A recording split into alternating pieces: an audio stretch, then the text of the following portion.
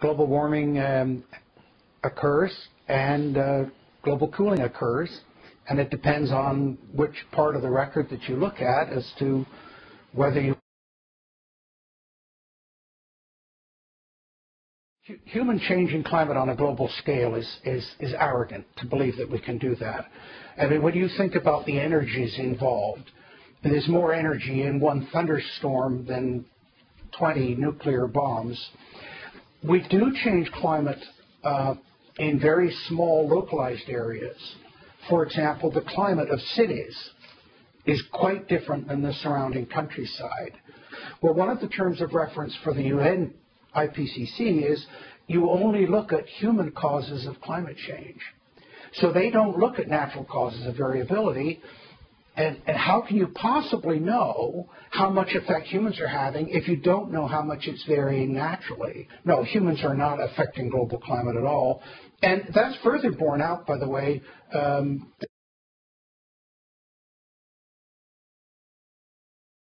I think overall the biggest problem is the exploitation of environmental issues by extremists. For example, there are no holes in the ozone. There never were. And once they realize how CO2 is not a problem, in fact, it's essential to life, the public are going to say, we don't believe anything you tell us.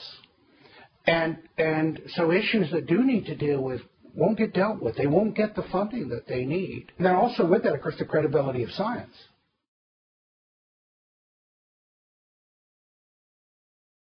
Well, it's very difficult because most people don't understand science, but they are starting to understand the illogic. So, for example, now when these extremists are saying, well, it's cooling, yeah, okay, but that's because of warming. Oh, then they time out. Something's wrong here, something illogic. Also, of course, the predictions that are being made that are not turning out to be correct. Yes. Yes, Kyoto is an absolute failure. It failed because the Americans, the U.S. Senate, voted 95-0 against it, when Al Gore was the vice president. He couldn't even convince his own senator. The only thing that survived from Kyoto are the carbon credits.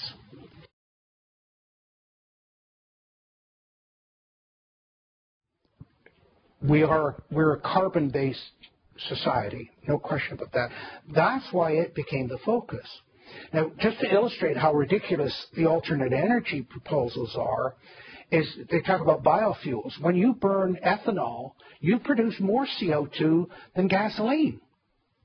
The alternate energies, most of them don't work. Wind power, you already see companies getting out of it, countries getting out of it. You have to have 100% backup systems for it. It's killing birds by the millions. It's just really does not work. Solar energy, again, what do you do at night? What do you do in northern climates where you've only got 5-6 hours of sunlight in very cold temperatures?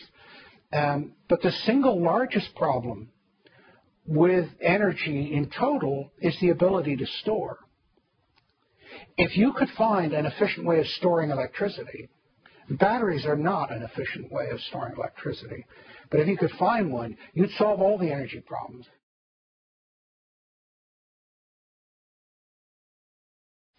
I happen to think that the best is nuclear. They solved the problems of the waste.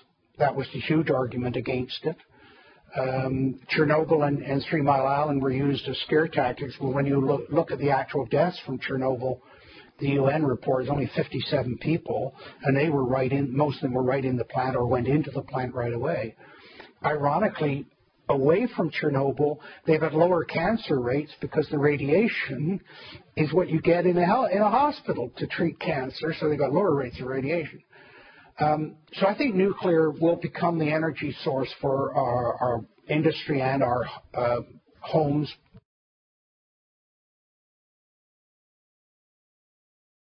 I can't imagine the world.